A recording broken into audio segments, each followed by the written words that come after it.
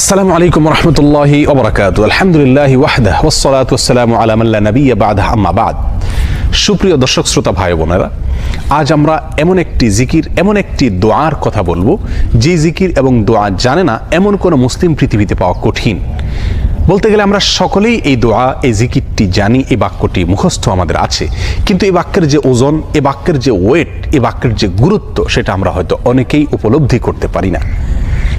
মুস্তাদরাক হাকিমে আবু সাঈদ খুদরি রাদিয়াল্লাহু তাআলা আনহু থেকে বিশুদ্ধ সূত্রে বর্ণিত এক হাদিসে নবী করিম সাল্লাল্লাহু আলাইহি সাল্লাম ইরশাদ করেছেন, একবার আল্লাহর নবী মুসা আলাইহিস সালাতু ওয়াসসালাম আল্লাহর কাছে দরখাস্ত করলেন, আল্লাহর কাছে আবেদন পেশ করলেন।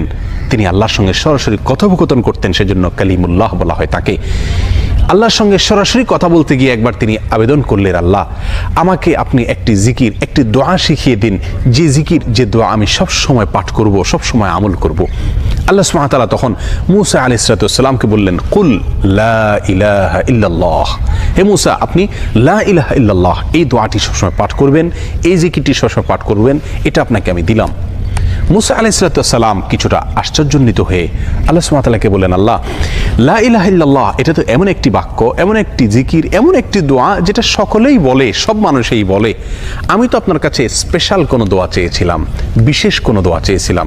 আল্লাহ সুবহানাহু ওয়া তাআলা তখন মুসা আলাইহিস সালাতু ওয়াসসালামকে বললেন, হে মুসা, যদি সপ্ত আসমান, সপ্ত জমিন এবং এই দুইয়ের মধ্যে যা কিছু আছে সব কিছুকে, আল্লাহর অস্তিত্ব ছাড়া বাকি সব কিছুকে যদি একটি পাল্লায় রাখা হয়, একটি হাতে রাখা হয়, আর লা ইলাহা ইল্লাল্লাহ এই বাক্যকে যদি অপর হাতে, অপর পাল্লায় রাখা হয়, তাহলে লা ইলাহা ইল্লাল্লাহর পাল্লা ভারী হবে। এত ওয়েটফুল এই আমল, এত ওজনী এই আমল, এই জিকির। অর্থাৎ আল্লাহ সুবহানাহু ওয়া তাআলা মুসা আলাইহিস সালাতু ওয়াসসালামকে যে বার্তা দিলেন সেটি হলো, লা ইলাহা ইল্লাল্লাহর চাইতে ওজনী, এর চাইতে ওয়েটফুল, এর চাইতে ভারী, এর চাইতে শ্রেষ্ঠ, এর চাইতে মর্যাদাপূর্ণ কোনো জিকির আল্লাহর জমিনে আর নাই। প্রিয় বন্ধুগণ, মুসা আলাইহিস সালাতু ওয়াসসালামের জন্য সবচেয়ে স্পেশাল দোয়া হিসাবে, সবচেয়ে স্পেশাল জিকির হিসাবে আল্লাহ সুবহানাহু ওয়া তাআলা যে দোয়াটি নির্বাচন করলেন, যেটাকে সবচাইতে ওজনী আমল হিসাবে আল্লাহ সুবহানাহু ওয়া তাআলা স্পষ্টভাবে ব্যক্ত করলেন, সেটি হলো লা ইলাহা ইল্লাল্লাহ।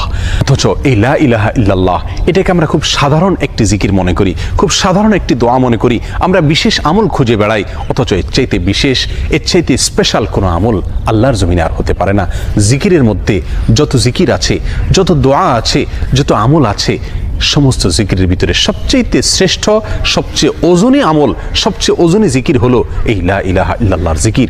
মিজানের পাল্লায় কিয়ামতের দিন যখন আমার নেকামল মাপা হবে, তখন আমার নেকামলে শুধুমাত্র লা ইলাহা ইল্লাল্লাহ এর আধিক্য যদি থাকে, তাহলে ইনশাআল্লাহ আমার নেকামলে পাল্লা অনেক বেশি ভারী হবে।